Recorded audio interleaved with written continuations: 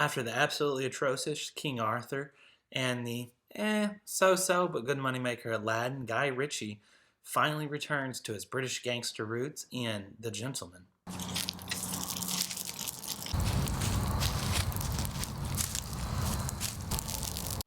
The Gentleman stars Matthew McConaughey, Charlie Hunnam, Colin Farrell, Hugh Grant, and a couple others in it.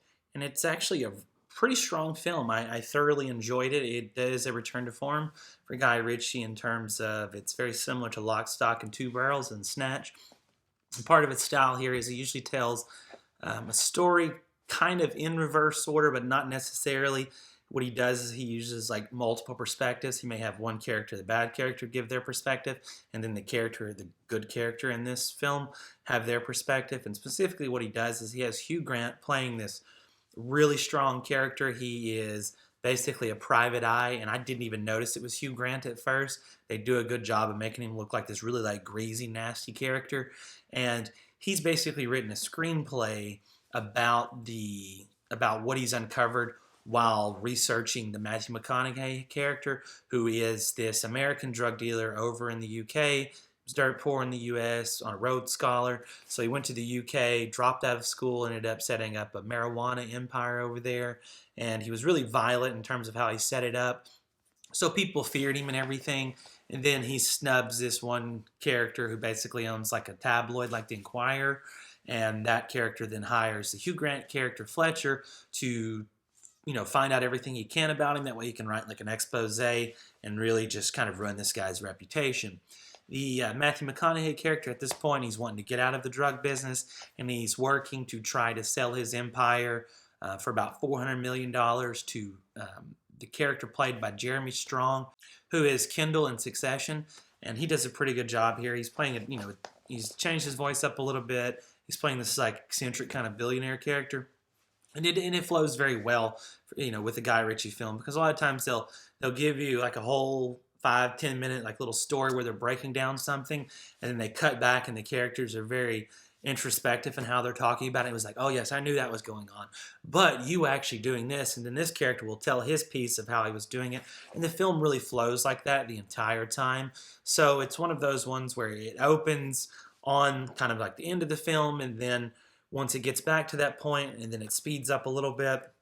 But it does a very good job in terms of how Ritchie does his direction and storytelling in this one, and you don't really get confused. You have Colin Farrell playing a character that's just called the coach. Basically, he takes like underprivileged little delinquent children, teaches them fighting, and tries to shape them up. And then how he gets involved in the film, he's kind of a fixer, and he's got some pretty funny moments. And how he gets involved in the film is after McConaughey shows the Jeremy Strong character one of his grow operations that's underneath this old like aristocratic house that's falling into disrepair, and that's how he keeps it all hidden, is he pays them off to keep their houses up, gives them some money under the table so he can basically build an entire grow operation underneath them. And after he shows the Jeremy Strong character one of his grow ops, it gets raided by a bunch of like, breakdance fighting rapper wannabes who then post the video online of them beating up all of McConaughey's guards. And it's actually, you find out that it's the coach's boys, and he doesn't want them to be involved in any kind of drug trade or things like that. So he goes to them and he's like, you're going to give this back, find out who it is.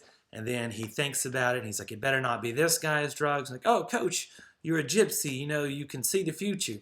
It is his drugs that we ripped off. And he's like, ah. So he goes to the Charlie Hunnam character, who's basically the fixer for Matthew McConaughey.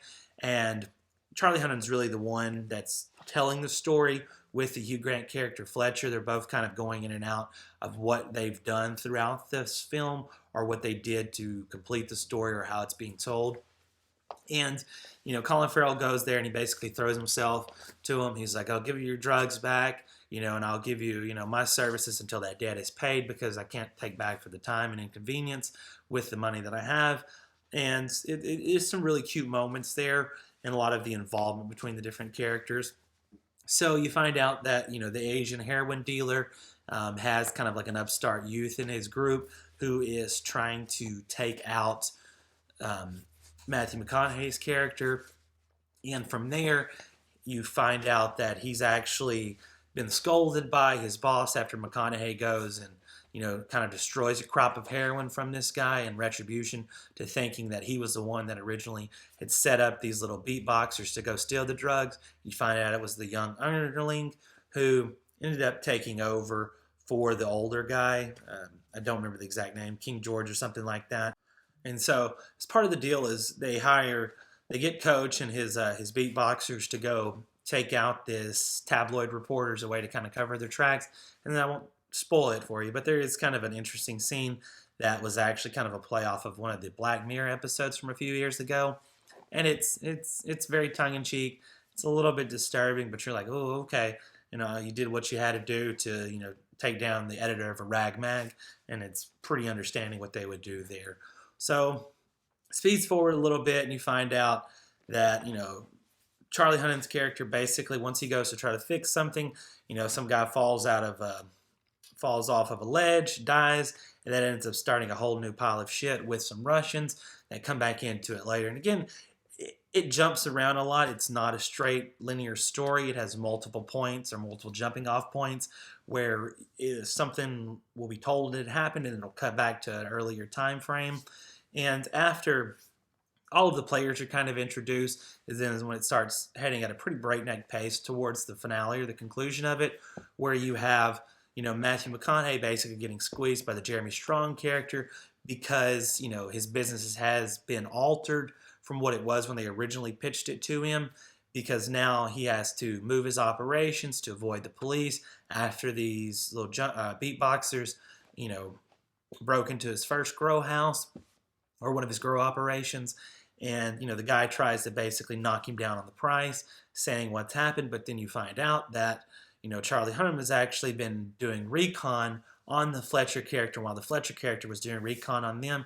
So everything was kind of a big circle in terms of how it was set up and positioned, just so they could turn around and confirm if there was anybody doing any backstabbing or double dealing going on, before you get to the point where you find out that it was kind of a setup from the beginning. And Matthew McConaughey's character has a nice little moment where he asks for money and a pound of flesh, and we're going to be all square from there. And then you have these lovable little beatboxers that the harder they try to do something good or right, they always end up messing it up. But in the end, they end up showing up and actually kind of helping out when they were trying to help out in a different way. And they end up shooting some Russians, which helps Matthew McConaughey's character get away from the Russians that were trying to kidnap him a couple times. And from there, you kind of have them ending with all of the different players, including the Fletcher character, Hugh Grant, how he was basically trying to sell his screenplay to good old Miramax. So he shows up at Miramax and he pitches the screenplay, and he says, no, you end with a sequel. And then he goes and gets in a car, and then you see Charlie Hunnam's character kind of basically coming around full circle to no matter what you do, we're going to do it a little bit better than you. We're always going to be a couple steps ahead. And being kind of dodgy in terms of the details because it is just coming out, I don't really want to spoil it all, but it is a very good Guy Ritchie film. A lot like Snatch, a lot like Lock, Stock, and Two Smoking Barrels. It's pretty much breakneck speed the entire time, and it plays really well. I would actually absolutely recommend going out and seeing this film, as it is just premiering in the States, this week. And it's a pretty good one. If you like Ritchie's older works, you'll definitely like this one. If you don't really like his style, you probably won't like it. Like I said, I can recommend it. It is a pretty good film, and I don't think you'll be disappointed in it. Thank you, and feel free to like, subscribe, and share. Have a good day.